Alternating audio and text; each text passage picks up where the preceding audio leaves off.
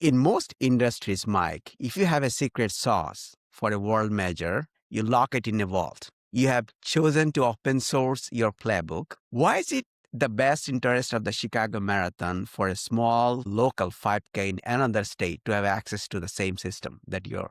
In my opinion, I don't believe in a secret sauce, right? Most of what you see in these world-class events was definitely learned from or borrowed from or built on something someone else had founded first. And again, I think you just get different versions of it. And of course, over time, it just continues to enhance and get better and better and better. To not share these plans, I think there's a detriment to the overall industry, right? And I think we all, in my opinion, I believe it's our responsibilities as industry leaders to be able to share what we do and how we do it.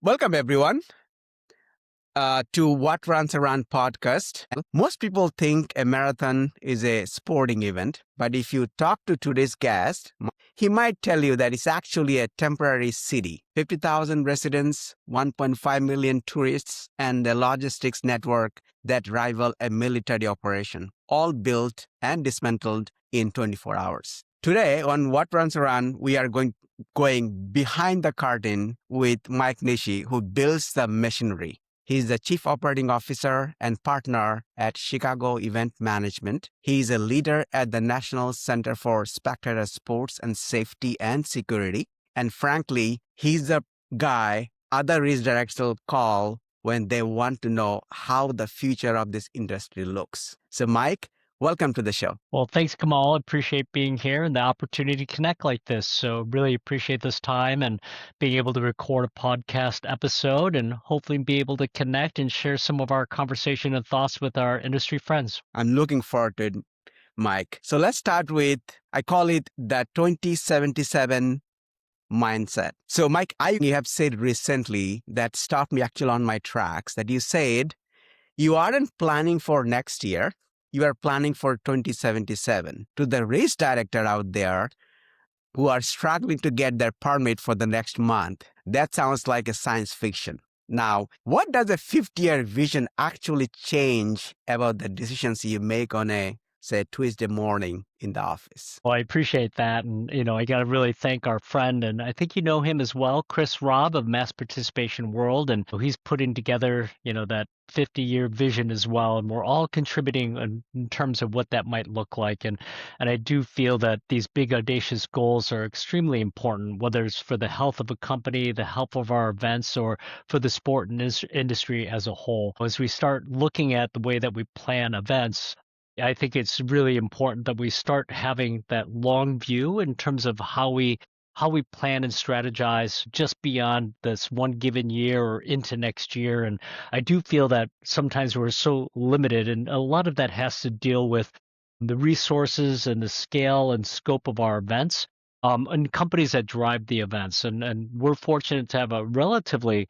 large group of individuals, full-time team members that keep pushing our agenda and keep building these events at the scale and level that we do. But still, it's like in terms of like other industry, we're relatively small. And you can imagine with other races and other event organizers, they're also a lot smaller. So sometimes we get caught in terms of the production and what has to be done here and now, which is absolutely understandable.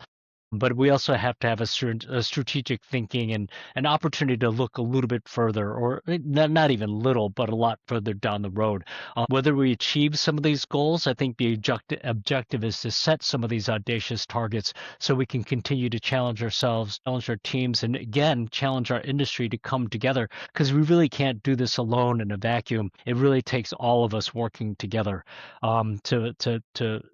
to hopefully lift, and like I always like to say, a rising tide lifts all boats. And again, we need to come together to think that way, to challenge our teams and our industry to grow and be respected as an industry like so many industries out there are. That's good to understand, and for sure, because I think we're going to talk a lot, because you're doing some amazing things in terms of, I call it open source, being a technology world. Open source a lot of your operations secrets to anyone who wants to borrow it. So I'm going to deep dive a little bit into that as well. How do you actually balance the legacy of Chicago Marathon with the need to be a disruptor in your own house? Because when you're looking at 2077, you're trying to find a way to disrupt yourself, I would guess, right? I think, that's a great question. What are those things that challenge us? And I truly feel it's like who we are as an organization, at Chicago Event Management. And truly, I think we're all driven by the impact that we want to make, the impact that we want to make on our communities. And we apply that in terms of how we work on that, and everyone sees that in their work, and then obviously their work is carried out through the different events, whether it's impact in a different community is like getting people to move, getting people healthier, getting seniors moving as well. And I think there's a great disparity in terms of life expectancy from people on the west side to the people downtown and where we are currently, like where our office is, which is somewhat close to our start finish line of our marathon. But like even 5 miles away, the discrepancy in terms of life expectancy is like 15 to 20 years, and that's not far. And I do feel that the type of impact we want to make through our events is like, how do we get people moving? How do we get people healthier? And I think we all understand the benefits that it has on society, has on our communities when people are healthier, more productive, less costs that's going into healthcare, more productive at work. So there's so many advantages, and I truly feel the work that we're doing through our events has a great impact, a positive impact in terms of the community. And I think that really drives us in terms of what difference we can make, and Mhm. truly in terms of every single person in our organization has a role in that. So I think when people recognize that, and that's something that we inculcate based on our mission, vision, and purpose here at CEM, that really I think people get excited around, are aligned, and really push that initiative and carry those initiatives through their work. Mike, one thing I'm curious, when you think about an event like Chicago as an urban infrastructure, how does someone actually visualize, if you want to say layout, what does it mean, like an urban infrastructure, a moving city? Oh man. No, again, I think it's when you have the opportunity, like first and foremost, of course we have a grand plan and we have a vision in terms of what Sure. these events can be. And, how do you fit 26.2 miles within a big urban setting like Chicago? Of course, we have grand plans in terms of what that might look like and the ideal route, ideal start finish, infrastructure needs, the space that's required, especially based on the field size that we're so fortunate to have for the marathon. But it truly starts, first and foremost with the partnerships you have with your city agencies, the local authorities. And without that type of support, we wouldn't be at the size we are or continue to grow at the level that we do year over year over year. And so it always comes down to those relationships, whether it's the relationships with the city of Chicago itself, with the park district, within the city. Those are all relationships that are really, really important, and working with them. So we're not just trying to grow for the sake of growing the size of our events, but growing responsibly and always making sure that our partners understand is like what our goals, objectives are, and what we try to accomplish in terms of field size growth. Again, when they understand what we're trying to invest in our communities and the impact we want to make, and a positive impact on the lives for so many of our constituents from our communities, and understanding is like our approach, and not just to grow just for numbers sake, but really grow in terms of what we're trying to do, and the people that we're trying to reach and impact, as well as like what we're doing, whether it's from the charity programs and the immediate and direct impact we have to all those nonprofit organizations, their awareness that we're building, that all does matter. And I think with that trust and communication that we have with our city partners enables us to create these grand plans and envision what that would be for our events, using the city as that kind of backdrop for the different stadiums and the events that we do create. So that kind of gives you an idea, but really it comes down to those relationships that we have with so many of our city partners and stakeholders. So, this grand vision really couldn't come to life without their help and support. Mike, in 30 years of Chicago, I mean, you have seen it all. You grow it from a couple of thousand to now 50,000 plus, and we're one of the biggest world marathon major. Was there a point when this transition happened in your own execution point of view, or you envisioned to start with that? Yeah, we'll end up probably where we are and beyond. Yeah, I think we've always had grand visions and thoughts and ideas in terms of what the Chicago Marathon could be, and really started to focus in on it. And again, like you mentioned, when we started, Kerry Pinkowski, the executive race director, myself, way back when, and back in 1989, the race was foundering back then, and it with a lot of limited resources that we didn't have, but we knew that the potential of the event and what it meant. We knew it was going to take a long time, and really focusing in and did a different approach in terms of, well, let's see if we can control the experience and what happens in between the curbs to the runners. Let's see if we can make an impact and really work with the communities to get their involvement, get their support, get their buy-in, and not just be like, oh, here's the marathon and it's a disruptor, but here's the marathon. It's like, how can we get involved? And then really working on the volunteers that wanted to be part of this event. And with that type of mindset and continuing to grow that approach year over year, but understanding that was one of the foundational elements is like, what can we do for the experience, operational excellence, really working with the community to get that buy-in and support and get them involved from a volunteer aspect, but also being part of this event that, this is truly their event, something that they have ownership in and something that we can all be proud of in terms of like showcasing our city, showcasing our communities. So really that has been part of, our strategy and building blocks. And, we knew it was going to take a long time, and, Mhm. but I think as we continue to grow, and those things were our key points of focus, that we continued to grow year over year and improved, were we able to build a lot of other things on those foundational elements. And based on that growth, I think we've achieved where we are, I truly feel, a lot faster than what we expected. So now it's really resetting in terms of what we can do at this point. There's always that, like, the growth strategy, where we want to be year over year, like 3 to 5 years, and we've really met those a lot faster than we ever anticipated. However, it's really given us another opportunity. It's like reshifting that focus and focusing on other opportunities and areas of growth, whether it's from the volunteer standpoint, whether it's like the growth of the charity program, getting more people to donate, to fundraise, to give. Those are just opportunities that come with certain success, enable us to really focus on other areas to really expand the event in corners or areas that we just hadn't been able to explore until now, that we have more resources, that we are able to refocus our strategy as well as some of our objectives, knowing that we've achieved so many a lot quicker than we anticipated. Great. Thank you. Thank you for sharing. Yeah, that is definitely key part of the execution too. You referred operational excellence, and then I think that reminds me to ask you the specific one, which is very important for any race organizers, safety aspects of the whole event. You are a major voice at NCS4. When you talk about what runs a run, we have to talk about the forward command. So one race morning, when the world is looking at the elite athletes on the TV, you are looking at wall of monitors. If you may, can you walk us to the war room setup and the three most critical data points that probably you are looking at that nothing to do with the stopwatch?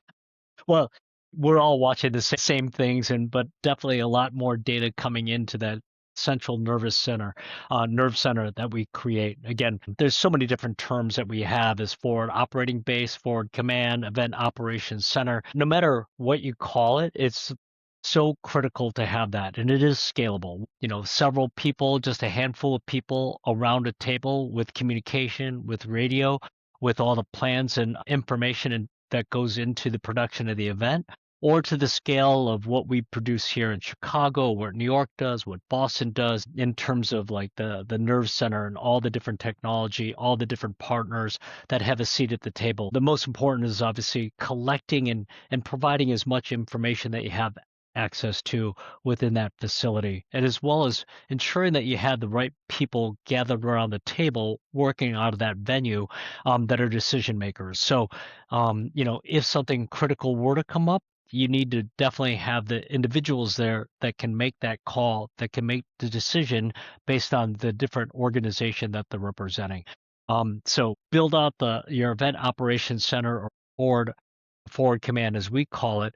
It is our nerve center. We're bringing in as much information that we possibly can, as well as our city partners or a private ambulance company, See. other communication teams as well. So we're trying to provide as much information as we possibly can collect, and same with our partners. So we're sharing a lot of information, we're sharing data, we're sharing communication, and then having those decision makers available to answer questions to go to in the event of if there's a specific solution that needs to be solved. Obviously, we're all there to share that information. We're all there to help come up with that solution. Our goal is to create that common operating picture that we can paint and then we can create so everyone has access to this consistent information that's required in order for them to make the proper decisions. So again, that's the key point of like what a forward command, an event operations center is built for, and Mhm. whether you have the resources or the dispatch teams, the cameras, the data, you try to pull in as much possible information to inform that team that's there to really make the difficult or challenging decisions, whether it's something as simple as running out of materials or supplies for portable toilets to a Mhm. complete evacuation of an event site or the course. So you can imagine the scale and what you're trying to accomplish by bringing in a lot of the leaders from your event, leaders from your city, all gathered in one place together. That's how we use our space. That's great. So, in this regards, I hope you have some insight. The last year's Cape Town Marathon was called off, I think, the day of the race in the morning, right?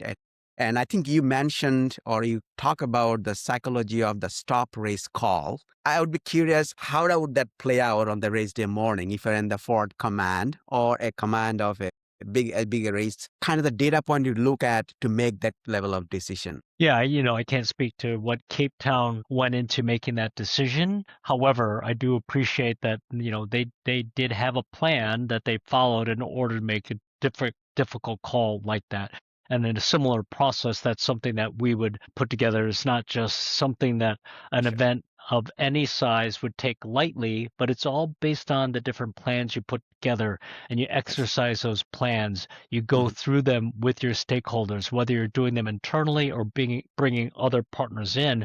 And you do have these tabletop exercises. You go through your plans, your incident action plan, your emergency operation plan, and you bring them together and you go through these different scenarios, whether it's weather related, whether it's things beyond your control, and you see how the different resources would be required, what type of decisions individuals will make, and you learn a lot through those exercises. Again, if it were something like that, we are following. It's like, okay, here are the different conditions. Here's what we're looking at. Here's what we would do if it's like a weather terms of like yesterday we had thunderstorms. So, we work with a meteorology team that's giving us like this data that's like we're expecting these types of conditions. We do have a plan for wind. We do have a plan for lightning that based I on see. X number of miles out that you see this type of weather approaching, we know that we'd have about this much time to be able to react, and we have all this information. It's like we have these plans, we have this playbook. Now it's time to implement them or make the right call, and we know what to do in the event that certain situations come up. We don't have a document that has every single Sure. type of incident listed. However, when you go through these different types of scenario planning, when you do go through the development of these plans, there's so many pieces that you understand, like how to react to, that that you're going to have to do a communication, do call outs on radios, do mass communication via text alerts to participants, to volunteers, that you have all these pieces that you've exercised. Hopefully, you haven't had to implement a lot of them, but a lot of these things that we have done, you've implemented part of these pieces that you know and you feel confident that when you execute these plans that you can do them effectively. This tabletop exercises, Mike, are real life simulation, or to what extent are they real that you referred? Well, it depends on the type of resources I and see. the type of training that you can go through. There are definitely drills that you have where Mhm. we've set that up with, like, out in a parking lot. You set up this mock stop and hold that we have at aid stations and have your aid station captains out there. And you go through in terms of doing commands and trying to do I see. setup with the equipment and materials. That takes a lot of resources and time and an Right. understanding, are they as prepared to execute against a plan, like internally. You go through typically a lot more of the tabletop workshops where you have the I see. plan, you sit around with key leads. In this scenario, what would you do for fire? What would you do for police? What would you do in medical? What would you do operationally? And then you work through those. So that has been very effective because you can do them. It's a lot more practical and cost effective to do that because then a lot of the different teams can run these different workshops. Like, for example, a start finish line dispatch team can then focus on, in the event of high winds, what would that team do and who would they communicate? Then you deal with, like, the finish line. In the event that the high winds created different failures and things blowing over, what would that team do? Obviously, they would have different plans and maybe the post race party, then maybe something on course. So Mhm. the workshops are very effective. But there is sometimes the need to do something at a scale of a drill so you can record them and then really study them and share them, whether it's to our industry friends or internally or to other stakeholders. Like, here's some of the things that we saw, here's some of the gaps that were created. How do we all work to come up with those common solutions or solutions that we can share and learn from that exercise? I was talking to Dave McGillivray and I think Ted of Metalist on Boston and New York. And they refer to the challenge of start and finish line into different locations. Like, especially Boston, you start with one weather. By the time you finish line, it's completely different weather. Having those kind of tabletop exercise is really challenging. And I don't know, I know we'll talk a little bit more, but have you seen that? I think Chicago has a great advantage of start and end in Grand Park. So you probably don't have to simulate or tabletop exercise those. You've seen this kind of scenarios played out in Chicago or a playbook? Yeah, definitely. Even though that it might be more convenient having our start finish centrally located, it does create challenges as well in terms of what, the compression it creates in terms of Mm, everyone descending this to the start and finish area. The way that we release our starts in terms of, it takes an hour and a half before our entire start line's cleared. By then, there's people like the majority of the people are on the course. You already have finishers coming in from the wheelchair race by the time the last runner is exiting the park. So, by the time you get things going, you're shutting down Grant Park where start finish is located. You have to move in all these individuals that are coming in, resetting mm, everything, and then allowing spectators into the venue to meet and greet their family and friends. But at the same time, having this finish line set up, ready to go. So if you can imagine, if any one thing doesn't go properly, you could shut down the access to Grant Park. That might have a critical impact in terms of, how do participants get to the start line? How can family members get to where they need to go to meet and greet their individuals? And if they can't, then it just creates more complexity in terms of answering questions and concerned people, like getting connected with their individuals post event. If something were to occur and we can't get to the finish line due to something that's occurring at the start, there are different things that we have to tabletop, that we have to exercise. In one hand, yes, it's more convenient. At another hand, there are certain things that would challenge us if one thing would happen at the start that would impact the finish and mm. vice versa. So there's always something that you can exercise that you have to consider. A lot of people think, it's like, is it challenging to think about the negative things that you'd have to have a plan for? It's like, no, I think our teams really appreciate that because it makes you think of how to plan for the worst case scenario. It's far worse not having a plan than just hoping something is going to go well. And then when you do go through the exercise, you start to think of different opportunities and ideas, is like, how can you improve this in the future? Other things that come out of this, like, did we think about this? It's like, oh, this would be a cool activation as well. And so you start to see like other people come up with other creative ideas, and at the very end, you also build that confidence that they really understand. Is like in the event that something would occur, what would they do in that current situation or scenario, as well as them being able to lend a hand in different areas that they might not be affected by a certain situation developing, but they would be able to step in and help support other team members by being able to go through those different exercises, being able to come up with these challenges and what are those solutions that they're able to come up with, and they have that type of thinking that they can step into different situations and really help out and come up with those solutions where necessary. Yeah. Mike, listening to you, if the challenge of start and finish at the same location has a ripple effect on each other, would you say that if you have a start and finish line in two different locations is less challenging than having it in the same place? Now, I can't say that it's less challenging. I think there are definite advantages of having a start and finish centrally located. There's less resources or equipment needed. If you have a start Right. line, finish line, two different places, you typically have staging areas, equipment, and staff that are distributed. Yeah. A lot of the staff can go from start, not a lot, but some team members can go from the start, can help at the finish.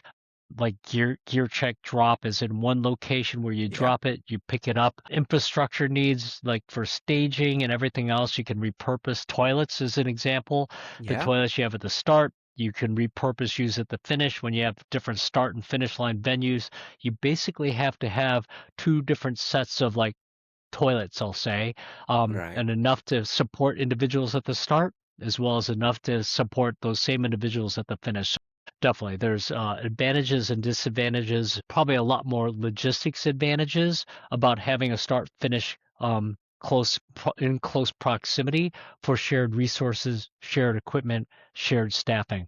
But then there's always challenges by having two things so close and nearby that can create different challenges in themselves, as everything that we just mentioned. But I think logistically, there are a lot more challenges having starts and finishes far apart or apart. And then Mhm. it just is compounding the further you have the start and finish from each other. I see. I see. That makes sense.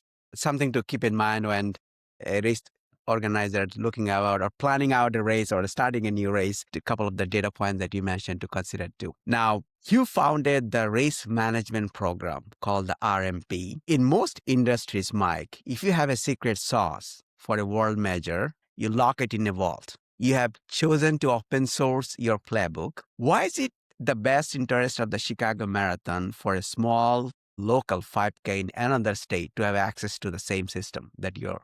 In my opinion, I don't believe in a secret sauce, right? Most of what you see in these world-class events was definitely learned from or borrowed from or built on something someone else had founded first. And again, I think you just get different versions of it. And of course, over time, it just continues to enhance and get better and better and better. To not share these plans, I think there's a detriment to the overall industry. Right. And I think we all, in my opinion, I believe it's our responsibilities as industry leaders to be able to share what we do and how we do it. And the example I give is if someone had a bad experience at running a 5K and it's their first race and they're new into the sport and they just had a terrible experience. They say, I'm never going to do that again.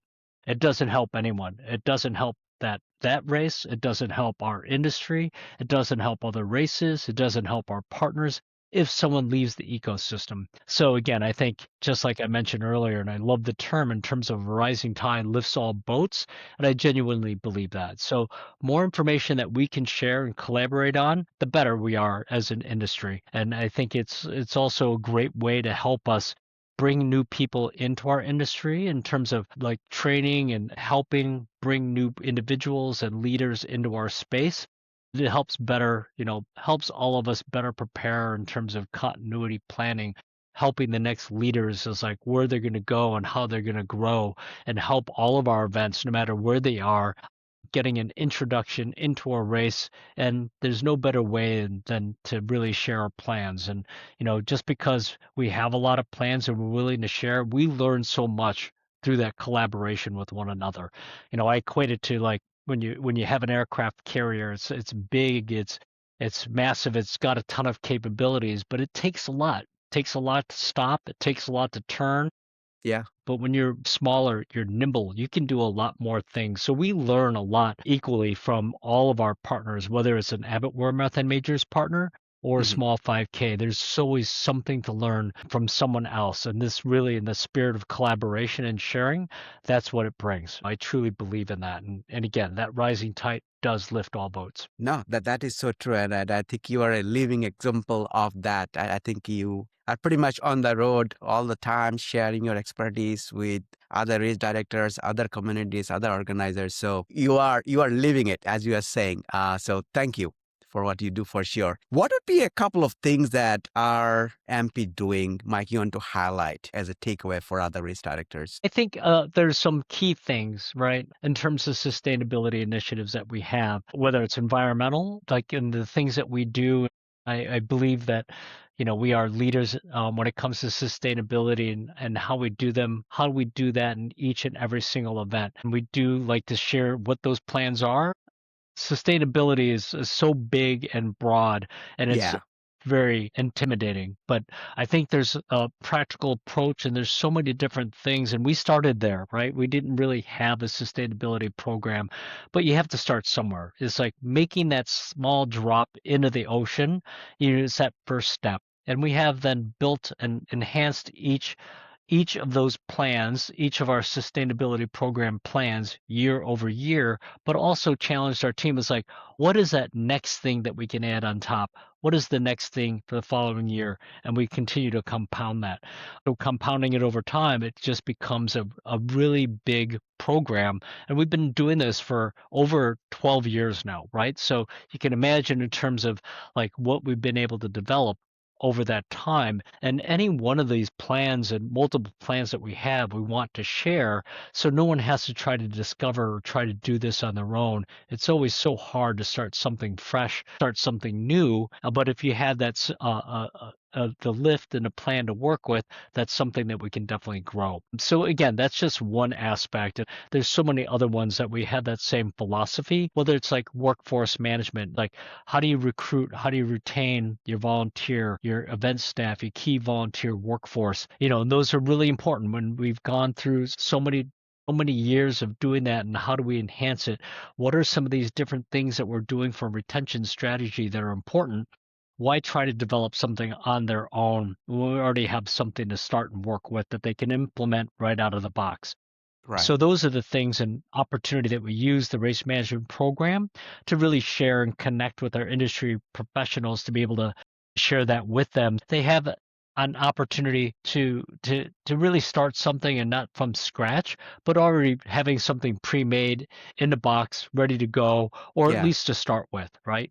Yeah. So I Yeah. think that definitely helps, and a lot of it is the collaboration and networking. Like any conference that you've been to, I'm sure you appreciate the networking and opportunity to share these ideas, share these thoughts with one another. And that's what we bring people together to do. That's great. Let's talk about the peak babe, Mike. If you have reached a point where races are permanently sold out, which happens now, if you have reached a point where races are permanently sold out, what is the new product that you're actually selling to participants? Well, one, it's a great position and a challenge to have, right? Absolutely, yes. Getting there is always a very tough road, Hmm. and it can be a long road.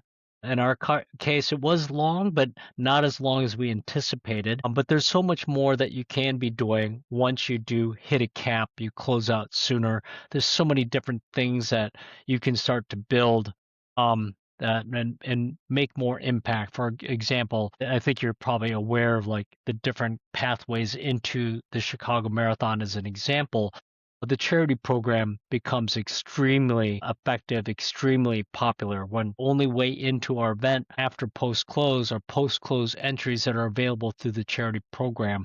And through that, obviously, those charities are benefiting again through awareness and so many funds and great funds raised that go back to their programs and the great work that they're doing. And that's just one example. Again, I think when we have those opportunities, as you continue to reach those caps, maybe close out sooner, that you have different opportunities for your event and organization with these different pathways or different opportunities that then you can really start to bring into the mix for your event, whether it has a direct impact to your partners, that being like your sponsors, your runners themselves, the charities, tour partners. So there's different things that you can start to build in it and reimagine.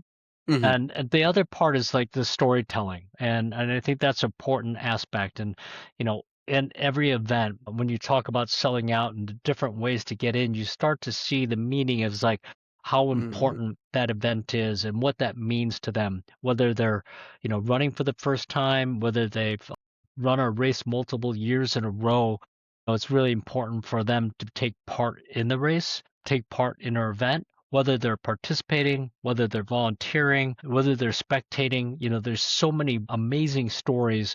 And it's just a matter of like, how can we capture and collect a lot of those stories, no matter if it's from the participant, volunteer, any way that they're touching the event. There's just incredible stories for us to retell and put a spotlight on. And I think it really helps the impact that we're making in terms of how that the event impacts the city, who they're running for, why they're running from, the connections that so many different people, friends and family, and the people from the communities are out on the course, they're cheering other runners on, really gives us that opportunity to get people excited around this event, then, create a much larger ecosystem for everyone to have and realize that this is their event. We help build the stage, and there's so many different people that are performing on it. It's their stage and their performance, and we're really there to help build something for them to use for their own experiences. Yeah, yeah.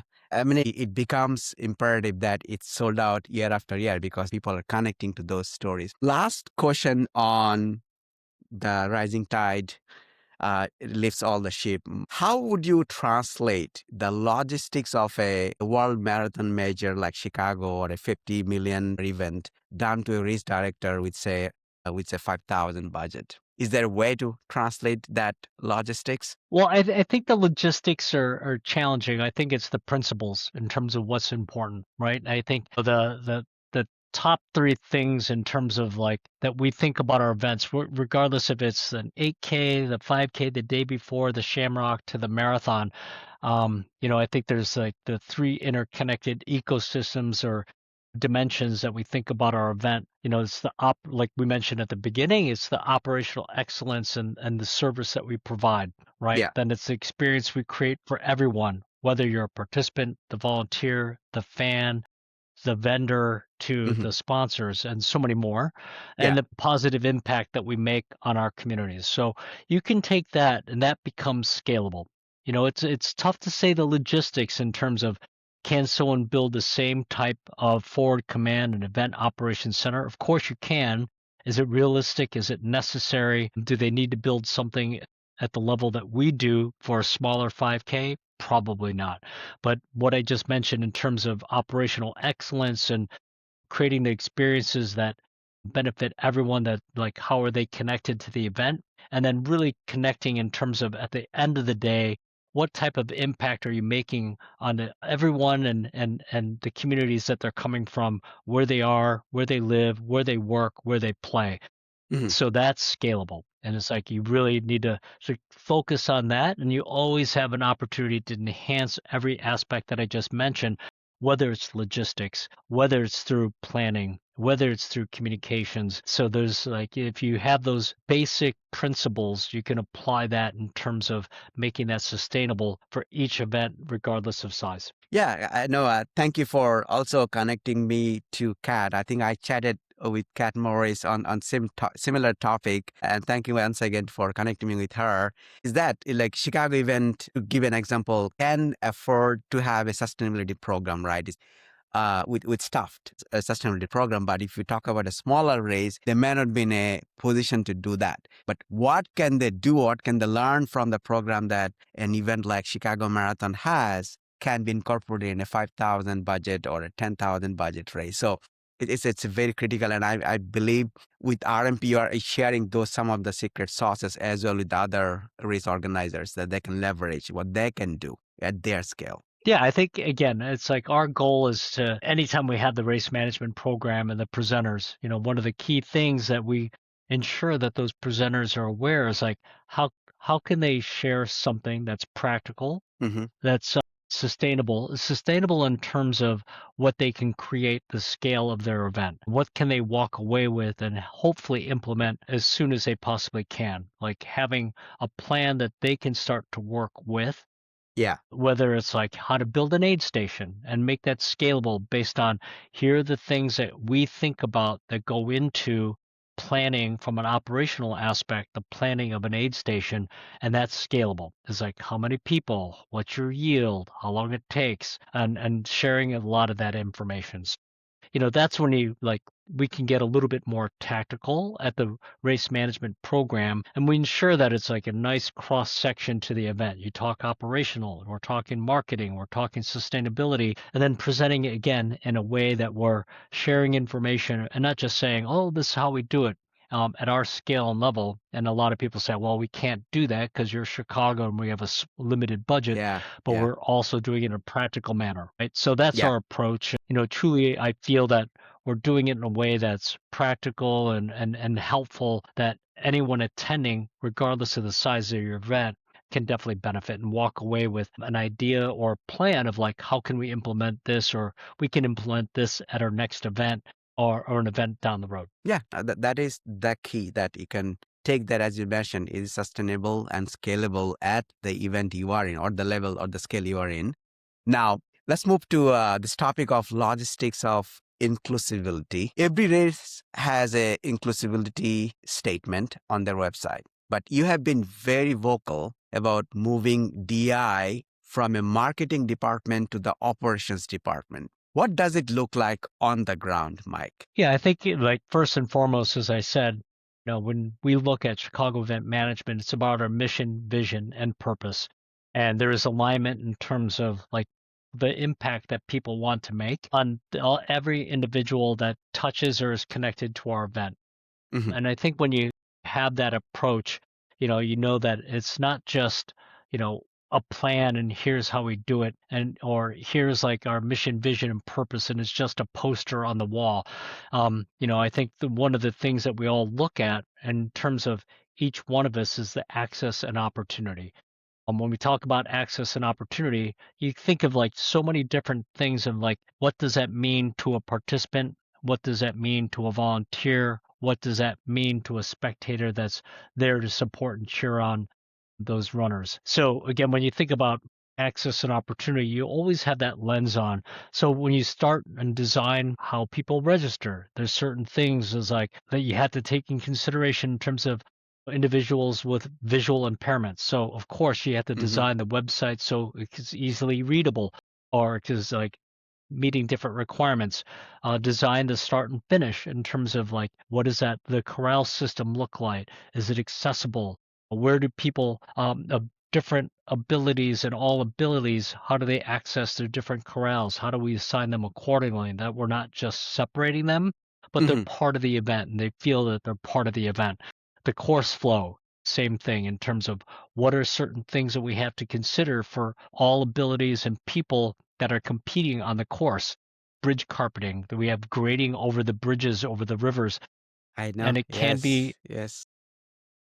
creating a hazard for different individuals, whether they're in a wheelchair that could flatten based on the grids. There's so many things that we have to consider.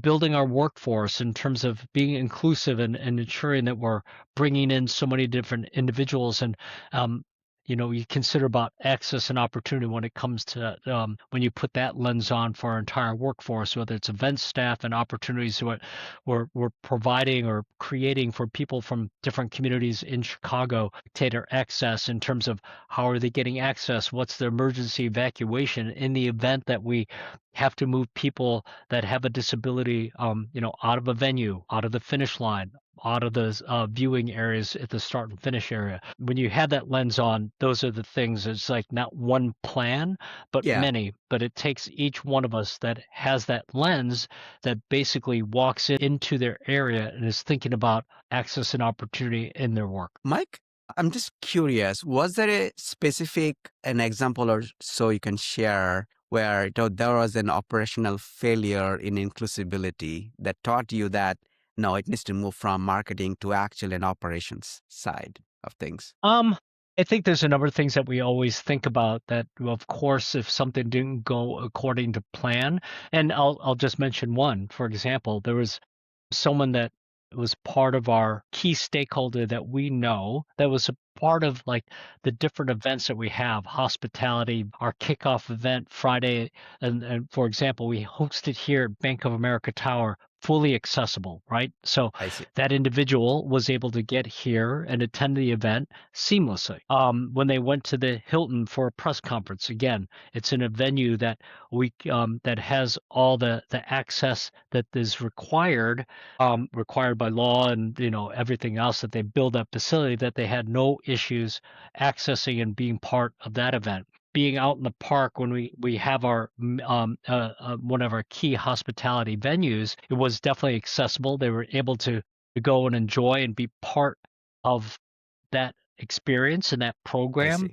I see. But when they went to the finish line, and we had special seating for those individuals that had that hospitality offering, we Hmm. didn't have the accessible access to that seating area. I see. We did have accessible viewing, but it was completely disconnected and away from where everyone else and those guests were seated. So it was a miss on our part, but definitely something that we are improving and we'll have a solution for. No matter where these guests are being invited, that they Yeah. would still be able to be with those other guests that they've been with, and they don't feel like they've been separated. That just happened last year. So we know that we're going to do better. We know that we are better than that, and we're going to think through like all these different access areas and opportunities, and really ensure that we're keeping the full journey of those individuals, and whether it's a participant, whether it's a volunteer, whether it's a guest, and make sure that we're looking at it from that perspective in terms of how they engage and experience our event. Just to have some context on the hospitality package you're referring to, this you're referring to the stand at the finish line that people may buy the package to be, which is kind of assembled and disassembled within 24 hours, right? That we're referring to? There's different hospitality I offerings. see. In I this see. I case, it see. was a different invited type of venue and hospitality Got it. experience. Got it. Got it. Got it. Cool. Let's move to Mike's personal engine section, I call it. You are a proponent of a single tasking, Pilates, and meditation in an industry, Mike, that Yes. glorifies the busyness and the coffee grinds. How does your personal operating system protect the event's operating system? So just repeating that is like, how do I like slow down my day in order to pick up my busy day? Is that the question? So if you talk about I'm sorry. the Pilates and meditation, this is like moving slow, Yeah. right? That I think you definitely practice. I think based on what I seen so far. And how does it balance with the demand of running an organization like CME? So I think that's kind of the balance you're trying to get to. Like, how does your operating engine looks like, or operating system looks like? Where do you balance this? Yeah. Again, it's like anything else. If you run an engine too hot over time, it'll seize. You Yeah. do need that type of time and time for, meditation to slow things down, time to reflect, time to breathe, which is most important. I think you can probably appreciate that. But it's important to find that time. You need to take those pauses, whether it's, a long time for meditation. I don't spend a lot of time like hours doing it. Is 10 minutes, and that's really just an opportunity to reset.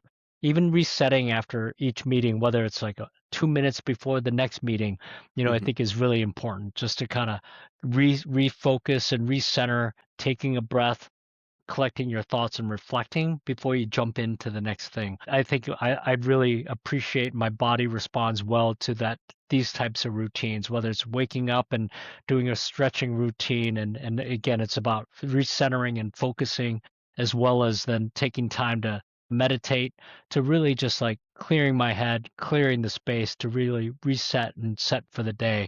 So I do feel that as busy as we get and we jump in head first, sometimes if we don't do that, that just compounds and it's just a continual grind, and you do need that type of break. I know I need that break, and Yeah. taking that breath, you come out refreshed and energized and you're thinking more clearly. No, that is so true, and it's great to know. Thanks for sharing that. You take these breaks, that pauses, to slow down to, go faster for sure. Mike, does the 13-year-old who ran Chicago in 1979 recognize the race you're running today? I think, yes, the distance, of course. I think Sure. there's so many parallels. Obviously, the distance does not change in terms of the marathon. I think there's so many things that I learned back then, and I kind of jumped in as a whim.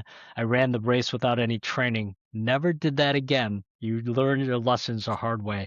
And I think Okay. that's even to this day, that no matter what, it's like you need to respect the distance. You need to put the proper training in to get the most outcome and the benefit you can from that experience. I would have definitely had a better experience overall had I been better prepared and trained for the event. But overall, I think that experience in itself, just running the marathon and what that meant at that time, and the people around me and what it took to help me get across the finish line, was one that you'll never ever forget. And I think that's That's true. really something special. It reminds me in terms of how important it is in terms of this work that we do, whether you're running your first 5K or the 10th marathon, is like, how important these experiences are to individuals. And it reminds us and really enables us to continue to do what we do at the level that we do it. Yeah. Yeah.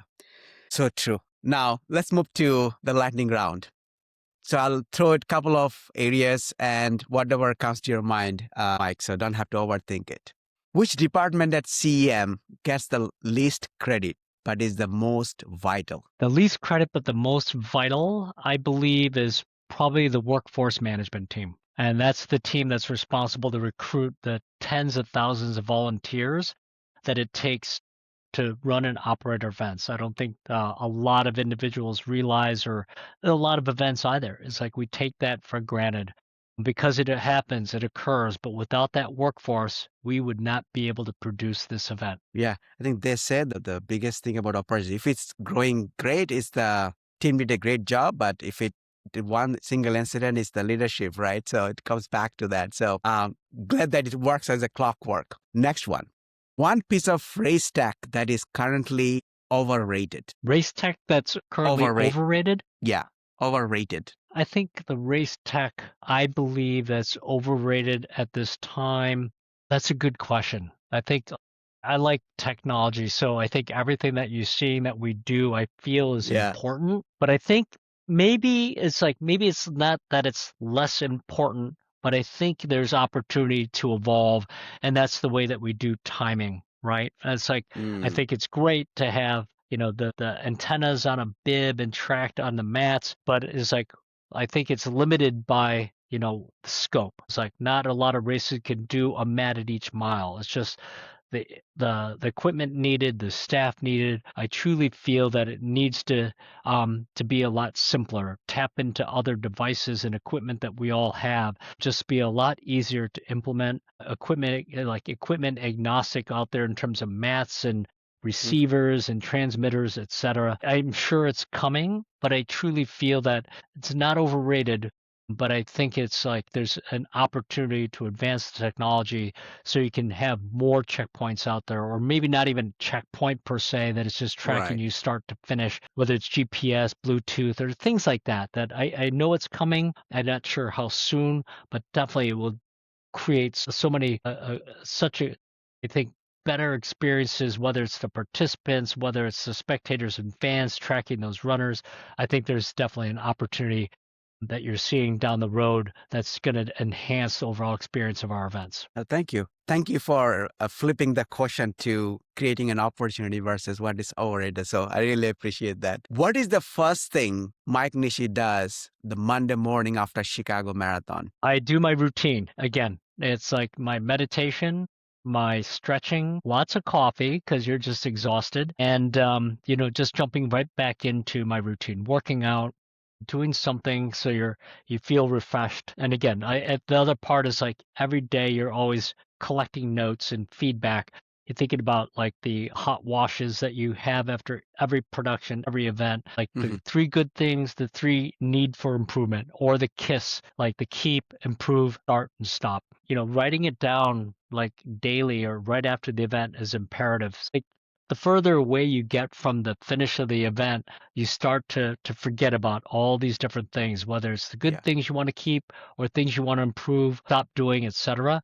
That's that entire week. I find the time just to collect my thoughts, to reflect, thanking the team as well. Like that's the other things. Even after the event on Sunday, rolling into Monday, it's like not just taking the notes, being grateful and thanking the team immediately, but also all the different people that you connect with and helps you produce an amazing event. Thank you, Mike, for sharing that. That probably make a lot of folks on your team make happy for sure. Last one word to describe the future of the running industry. Yeah, you got me stumped on that one. I think the one word that I have is impact. Thank you. And I think you're a living example of it for sure. I think as you talked about that you share generously your expertise and building Chicago what it is today, very generously. So I think that makes total sense. Well, Mike, thank you for showing us the machinery that runs the machine and then sharing generously the learnings and expertise that you have. Really appreciate you being on this pod and sharing your personal experience and your take on the industry and where it is heading. Well, thank you, Kamal. This is a great conversation. And really helpful reminders. We're leading into an event weekend. So just remembering all the things I just stated and just holding myself accountable to that. So appreciate this.